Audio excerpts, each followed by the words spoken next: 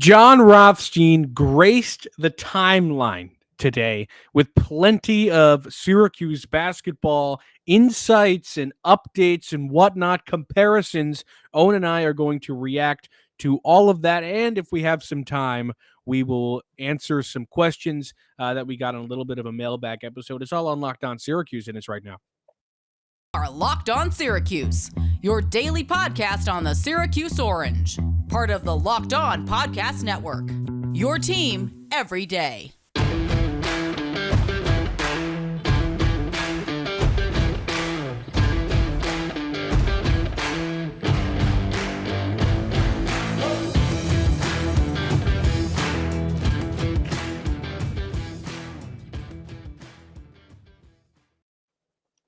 It is your Wednesday episode. I'm Matt Bonaparte. That is Owen Valentine. Thank you for making Locked On Syracuse your first listen every day. We're free. We're available wherever you get podcasts. And I'd like to thank LinkedIn Jobs for being the official college football recruiting sponsor across the Locked On College Network. LinkedIn Jobs helps you find the candidates you want to talk to faster. Post your job for free at linkedin.com/LockedOnCollege. Terms and conditions apply.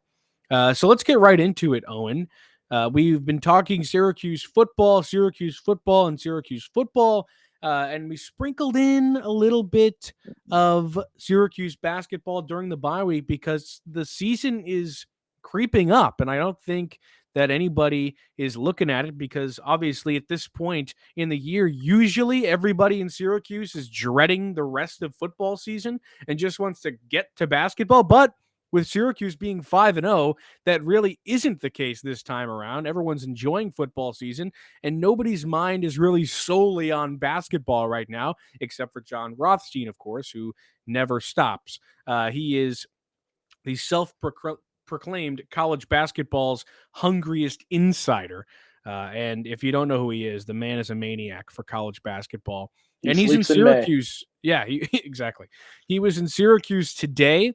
Talking to Jim Boeheim, watching practice, learning about SU basketball this year, and he's got a lot of insight for us that we reacted to on Twitter, but let's reiterate that here. His first tweet that was anything included a quote from Jim Boeheim regarding Judah Mintz. The tweet reads, Syracuse freshman Judah Mintz is shining here at practice, getting into the teeth of the defense at will. Love to hear that. Jim Boeheim on Mintz, quote, he's as explosive a point guard as we've had here in a long time. He's like Johnny Flynn, but he's much bigger, end quote. Okay. Johnny Flynn is arguably the most explosive player Syracuse basketball has ever had. The Rutgers dunk is the only thing you need to see to make that claim. He was absolutely fantastic in his short time on the Hill. People forget, drafted ahead of Steph Curry. It makes him better than Steph Curry. He's better than Johnny Steph. Flynn, that means fantastic. Judah is a better player than Steph Curry. The only thing that could have made Johnny Flynn better is if he had a couple more inches. So if Jim Boeheim is telling us this kid's basically Johnny Flynn, but bigger, Syracuse has the diamond in the rough. I mean, it wasn't really in the rough, but the gem of all gems in Judah Mintz. 100%. I mean, I am as big a Johnny Flynn fan as you could possibly find. Absolutely loved him. He was one of my, favorite players, obviously growing up, just because of the way he played and that just sort of electricity that he brought on the court with him, game in and game out. And I think this is such a nod and the highest of compliments that you can give to a player. And there were some questions, not major questions about Mintz, but in terms of how good is he in terms of a year one guy and coming in. And we've sort of solidified that we're going to see him as a starter at this point at the one. Absolutely. But to hear this compliment from Boeheim, who seems to just be dishing out compliments with his freshman class right now. But yeah, that's huge news. That's huge to give that award or that nod to how good Judah has been so far. Because as you said, I mean, this is a guy that can come in now and with those expectations, I think that says really what his ceiling is in sort of solidifying our thoughts that this could be Syracuse's first one and done in a handful of years. And you're going to really see what Judah can do just because of, that nod and that comparison is not to be taken lightly. I think knowing Syracuse's history and knowing how good Johnny Flynn was in Orange. Yeah, man. Johnny Flynn comp is crazy, and I can't say I expected that. Rothstein's next tweet talks about the guy that Mintz is going to be playing alongside. Tweet reads, Jim Boeheim tells me that he thinks Joe Girard will average at least 20 points per game during the upcoming season. Girard will completely slide off the ball with the addition of Judah Mintz. That's something that we all expected and we all knew. With Mintz coming in, even when Mintz wasn't going to be here, the talk was, pre-Mintz, it was, is Symir Torrance going to play the point guard now that we know that Joe is so much better in the 2 spot? And we already kind of knew that, but the Duke game really solidified that. I'm talking about the one in the ACC tournament that they actually almost won, where, Buddy didn't play, so Joe had to be the main scorer alongside Jimmy, and he played in the 2 and was absolutely fantastic. So the conversation before Judah even committed was, is Joe going to play the 2 spot all year? Judah commits, and that's pretty much confirmed. So Jon telling us something we already know, but also telling us that Jim Boeheim is, I don't know, making it, if making a prediction is the right way to put it, but I feel like it's not often that he goes out on a limb and says, all right, Joe's going to average 20 points a game, or so-and-so is going to do this. So he shows a lot of confidence. I quote tweeted that one and said that also him scoring 20 points a game is going to come with him shooting the ball 20 times a game, probably, because we all know that Joe's a volume shooter. His shooting percentage was really, really good last year, which is, I think, is something that a lot of the Joe haters out there like to dismiss and entirely disregard. But the man was at times the leader in the ACC in terms of three-point percentage. He finished a shade above 40% on the year from behind the arc. He had a good year. Obviously, he had his bad games where he couldn't find anything, but other times he was electric and he was just unconscious from behind the arc. So Joe going to take a bigger role in his senior season. If it works out for him, the Syracuse offense is going to run pretty smoothly. And that kind of runs in to his next tweet where he talks about how the team's overall makeup is going to be incredibly different. He says Syracuse's makeup is completely different than last season, longer, more athletic, deeper, but the Orange are very inexperienced. We'll have to play through mistakes, which I think, Owen, is something that we all knew. Yeah, I mean, you look at last year's roster and you've got, seniors and experience just littered throughout the entire, I guess, lineup of guys that played. And those names are gone for the most part. And you've got a bunch of new names and some guys that need to prove themselves and still need to sort of earn that respect. Not that they're not good players or they're not better players necessarily. I think they have the ceilings to definitely be better players and the capabilities to do so. But when you have a younger group like this, where you're going to see, I think it's been pretty much solidified. We haven't quite gotten to it yet. You're going to see 2 freshman starters in this roster 100%. or in this lineup, and Benny Williams in theory, based on a future tweet that we might discuss. And that's a pretty inexperienced trio in your starting 5 right there. And you're going to see coming in off the bench even more of that youthfulness. So I think it's a very fair point from Rothstein to bring up the fact that there is going to be a little bit of a learning curve. Fortunately, I believe, as we discussed maybe a couple of weeks ago at this point when we took a look at the schedule when that came out, this is a pretty simple non-conference slate, which gives you a lot of opportunities for you to iron out the issues and figure some things out and get a lot of those, I guess, youthful mistakes out in against lesser opponents. Obviously, you'd want some sort of challenge in there, and I think there's 1 or 2 challenges in the non-conference slate that will come up that will give you that sort of building block moment where you can get put to the test. But I think the non-conference slate that Syracuse has on the docket this season is really a benefit for them, given the fact that they have a lot of young players and a lot of guys learning a new system. And you can sort of work through those issues in a simpler slate before you get into ACC play. Yeah, totally. But we're still going to watch them struggle. I mean, that is a given, and I think everybody needs to know that going into this year. Even if they are what Boeheim says, and they're the greatest class he's ever had, they're going to have their struggles, and some guys are going to take longer to learn the zone than others, and all those classic cliches that come with Syracuse struggling in the basketball season. That guy's just got to learn the zone, whatnot. We hear that so many times, and it's definitely true sometimes. I think that was the case with Benny a lot last year, and even Cole Swider. But it's all on the veterans right now to teach those guys in training camp and get them as ready as they possibly can. But with a class this size, it's going to be interesting to see how it goes. All right, let's take a quick break before we go any further. Let me tell you about LinkedIn. These days, every new potential hire can feel like a high stakes wager for your small business. You want to be 100% certain that you have access to the best qualified candidates available. That's why you have to check out LinkedIn Jobs. LinkedIn Jobs helps you find the right people for your team faster and for free. It's easy to create a free job post on LinkedIn Jobs. After you do that, go add your job and the purple hashtag hiring frame to your LinkedIn profile to spread the word that you're hiring. Simple tools like screening questions make it easy to focus on candidates with just the right skills and experience so you can quickly prioritize who you'd like to interview and hire. It's why small businesses rate LinkedIn Jobs number one in delivering quality hires versus leading competitors. LinkedIn Jobs helps you find the qualified candidates you want to talk to faster. Post your job for free at linkedin.com/lockedoncollege. That's linkedin.com/lockedoncollege to post your job for free. Terms and conditions apply. Okay, let's continue on the Jon Rothstein Twitter dive. Next tweet up is Syracuse's makeup. Okay, I read that one already. Sorry. Next one is Syracuse needs a massive jump from Benny Williams. He has to get to 10 to 12 points per game and 5 to 6 rebounds per game for the Orange to finish in the top half of the ACC X Factor. This is something that I think couldn't ring more true. If Syracuse is going to have success this season, obviously the top has to play really well, and obviously the freshmen have to come in and play well. But it's also going to be because Benny Williams takes a step up. Because, I mean, we all know at this point that he came in last year and wasn't as advertised. 32nd ranked by the ESPN 100, what have you.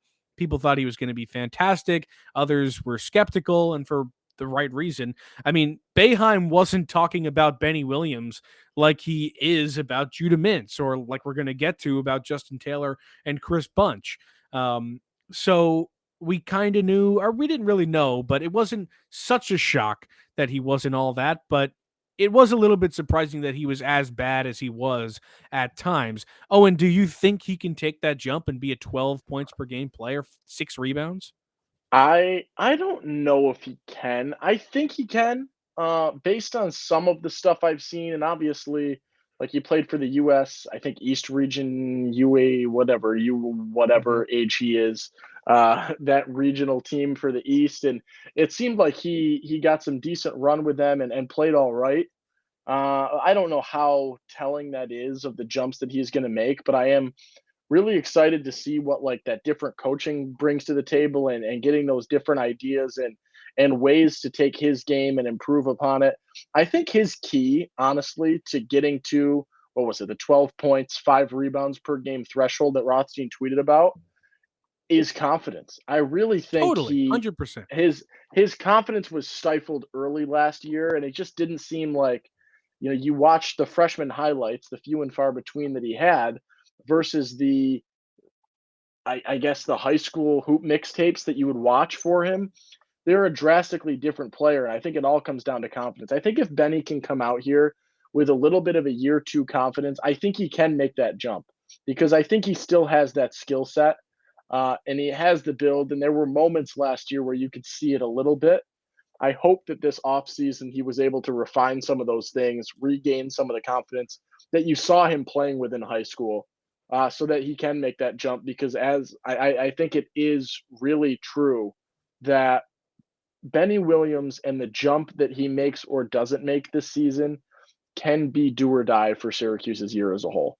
Not that they can't completely, or not that they can't, I guess, have someone come in and play all right in replacement of him, but I think that Benny's success could be indicative of this team's success. Yeah, because if he doesn't play well at the power forward spot, you're looking at Malik Brown, who also there's nothing to go off. We don't know how good Malik Brown is going to be. We've heard he's got a good body and he might have one of the higher floors among all the freshmen coming in. I mean, maybe not, but we know that if Benny Williams doesn't show up, it's going to be bad news. And to the confidence point that you brought up, I've talked about this before on the pod. I'm going to bring it up again. The only time last season where I saw Benny play confidently was when Syracuse was down 1,000,000 to 16 against Duke inside the Carrier Dome. And he played really, really well. He had 14 points that game. He was 5 for 7 from the floor. He shot 4 of 4 from the free throw line, and he had 6 rebounds. He had one of the best performances in that game of anybody on Syracuse. And it was because there was nothing to lose. There was no pressure. It was just go out and play. You're down 1,000,000 points. You're not going to win this game. Whatever. Go out and play. Have fun. He had a beautiful reverse layup in that game, and we've seen him be incredibly athletic. Easily, without a question, was the most athletic player on the team last year. That probably changes this season with some of the other kids coming in.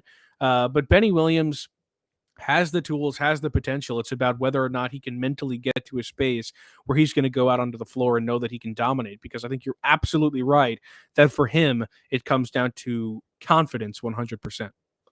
Yeah, and that is the big step, and a lot of people will revert back to, I guess, Boeheim's doghouse as you've seen things happen. I don't think that's as much the case with Benny as much as last year, and it seemed like he was self-aware. You would hear interviews and comments from him about how he's not playing well enough to deserve more minutes at that point, and unfortunately, that was the mental reality for him, and maybe that ate at him a little bit more in terms of his confidence on the court. But I really do. I applaud him for bearing with it and sticking with it. And it appears that he has a good chance at starting at the 4 this season, because I think there was a significant camp in the Syracuse fan base that thought that because of the season Benny had last year that he might be gone and he might enter the transfer portal. So to have him back, I think, is a nod to him, and that mentality. And I think he really does want to grow and work it out here, which I think is huge, just in terms of team morale and having that consistency and having a guy say that, yeah, I'm going to work for it. I'm going to grit it out here. And it's either going to work or it's not going to work, but I'm going to put forth my best effort for Syracuse. I think there's all the joy to be given to him for that, and the praise to be given to him for that, because that is cool to see, especially given this new landscape where a lot of other players would have stepped away from the program, given the freshman year he had. So really cool to see him back.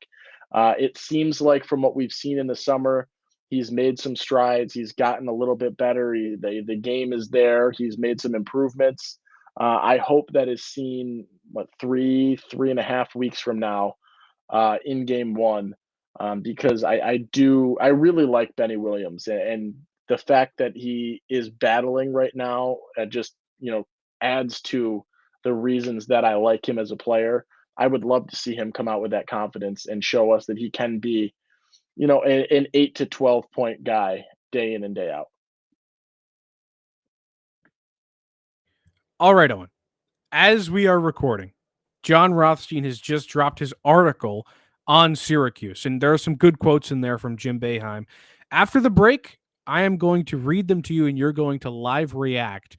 But first, we are going to take a quick break and talk to you about Built Bar. If you haven't tried Built Bar Puffs yet, you're depriving yourself of one of life's greatest joys. Let me introduce you to your new favorite, cookie dough chunk puffs. They have a light and chewy texture, real cookie dough chunks, and of course, they're covered in 100% real chocolate. All the joys of eating cookie dough without the hassle of making it. Plus, it's healthy for you. 160 calories, 15 grams of protein. You're going to love the cookie dough chunk puffs, whether you want to grab a quick bite, need a snack for your workout, need a late night treat, just want to eat them all, go for it. Ditch the calories, fat, and sugar. Grab yourself a Built Bar. Go to Built.com, use promo code LOCKEDON15 and get 15% off your first order, or excuse me, your order. Use promo code LOCKEDON15. Okay, let's do it. There's some good stuff in here. I just quickly skimmed. It literally came out while we were recording, which is awesome. So first quote that Rothstein leads off the article with is Boeheim says, quote, "We're going to be in the NCAA tournament." Thank you. I agree. I said that the last episode. That is the floor for this team. I genuinely think that is the floor for this team. I am so excited about this freshman class, and the opportunities and the fallbacks that they give you. There are options on this team, and that is non-traditional to Jim Boeheim squads. Everyone talks about, oh, the seven-man rotation, the seven-man rotation. This has the makings of being a deeper than seven-man rotation, and it also has a lot of battles in there, and I think that is such a great benefit to this team. Even if it is an eight-man rotation, I think early on in the season and right now, in the preseason practices that they're going through, there really are a lot of battles for playing time and for positioning and things like that. And I think that the floor, genuinely, I believe that the floor for this team is the NCAA tournament. As a bubble team, I confidently am saying that that is the floor for the squad right now. And I'm glad that Boeheim agrees. I do see Boeheim as a realist. I So don't do think I. he's a guy that would say that without confidently believing so. That's the thing So is that his that take, credibility up until this point is that he only ever says things that he truly believes. I yeah, think some people like to call him a liar or whatever in press conferences, and maybe he doesn't always speak the truth about certain things, but when he's projecting the success of his own team, I don't mhm, think he lies very much, if at all. I think he's usually entirely truthful about that because he knows what his team can't do and what it can do. How many yeah, press conferences does he go into does he go in against the reporters and say, "This guy stinks. We can't win if this guy plays like this"? How many times does he do that? you don't I've say that. never seen him be this confident in a while. Yeah, that's awesome to see. And because it's not a take that he has to give, is my assumption, right? That's not something that as a coach you typically have to answer. What's your prediction for this team? Right? It's something that you want to know as a fan, but it's not often something that you get a set in stone answer like that. And for Boeheim to come out and say that, I would have to assume that the confidence for that to be the reality of this team is incredibly high, and that is a huge sign for Syracuse fans. For me, I think I said it in our preview episode Friday. I really do think that this team is undoubtedly an NCAA tournament team with a higher ceiling than that. But the floor is not the NIT for me. In my mind, the floor is a bubble team. And I think that Boeheim saying this about them being in the tournament this year and this being a tournament team helps to legitimize my thought process right now. And he went on to say that, quote, "This is the best team we've had in a while." I mean, if that doesn't get you excited about this basketball season, I don't really know what does. And Rothstein asked him about, you reached the Sweet 16 in both 2021 and 2018. He said Boeheim didn't hesitate to say, "I think we could be better," which is just awesome to hear from your Yeah. head coach, who has just been a realist for a long time. And to the point of Rothstein earlier, when we talked about Benny Williams, Boeheim said that Benny has to get 10 to 11 points and 6 rebounds for us. Has to happen. Yeah. And we're right there with him. It really does have to happen. He also talked about Quadir Copeland, who I am a huge, huge fan of. I think this guy is going to be fantastic. He's 6'6", sounds like he's going to be perfect in the zone, and some guys are calling him a great passer. Boeheim says he gives us a different dimension. He's more like a Josh Pace type, except he's a righty. Josh Pace, of course, a guard in Syracuse when they won the national championship. He was a sophomore on that team back in 2002, 2003. So Syracuse has another guy who's going to work in the zone like that. I mean, that is also really, really huge news. And it sounds like Boeheim was maybe, I mean, we haven't seen any of these guys play, but when he said this was the greatest recruiting class that he's ever had, you don't necessarily have to look at all of the recruiting classes that had the greatest talent. I think that statement, if it becomes true, is going to be because these guys work so well together and just fit the pieces that Syracuse needs to win right now. Um, Boeheim is amping me up for this season. I don't know about you. That's like all of these comments are just they're cool to see. And I'm gonna stay all positive today because I think it deserves to be all positive based on these thoughts. And I don't know what to expect from this team. But I really do think that this class, the more I hear about it, the more I talk about it, I really am sold. And I look at a guy like Kadir Copeland, and we've heard about how great of a passer he is, and that height, and to have that 6'6" frame at the top of the zone will be massive.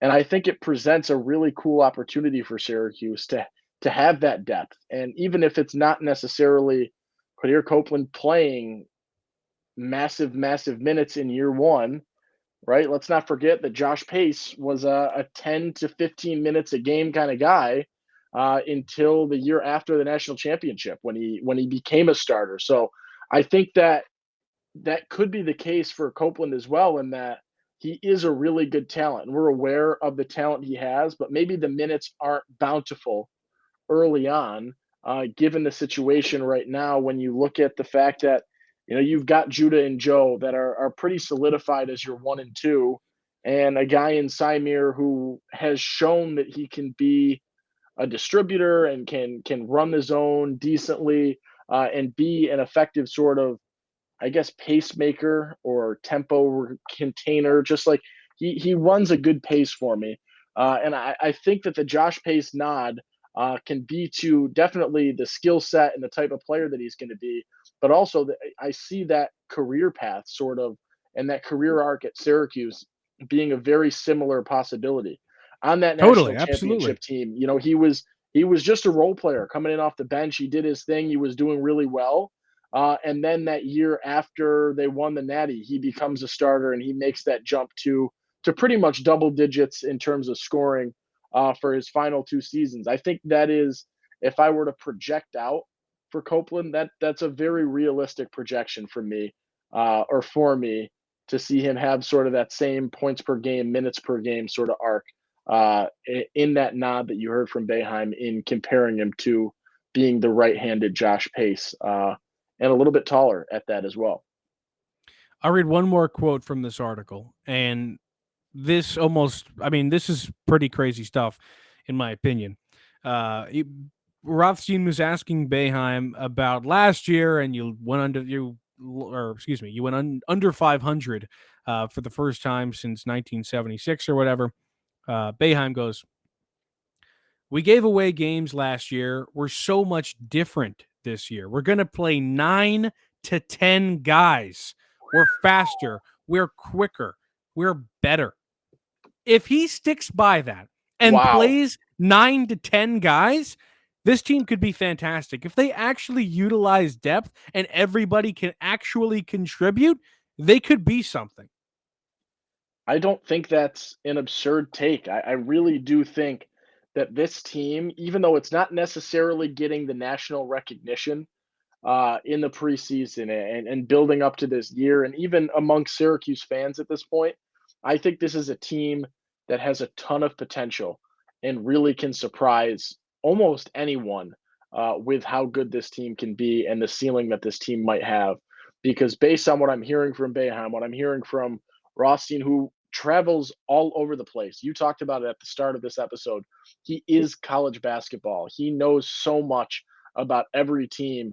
And so to hear the ideas from Rothstein and the praise from Boeheim so far this season, I do think that this group of guys, this personnel right now, has the makings to shock a lot of people this season. And I cannot wait for things to get underway. What is it? November 3rd, game 1? November 7th. November 7th, single digits, odd number, prime number, close. Yeah, man. I mean, these quotes themselves have amped me up. I'm really, really excited for Syracuse basketball all of a sudden. I mean, I was, of course, before, but Boeheim being this confident in the team really adds an extra notch to what I'm expecting for this season. Well, that's all the time we have on Locked On Syracuse today. Thanks for making it your first listen every day. Go get more on the ACC by making Locked On ACC your second listen every day. Host Candace Cooper and the local experts of Locked On take you across the ACC in 30 minutes. Make Locked On ACC your second listen. I'm Matt Bonaparte. He's Owen Valentine. We are back tomorrow to continue the NC State preview coverage.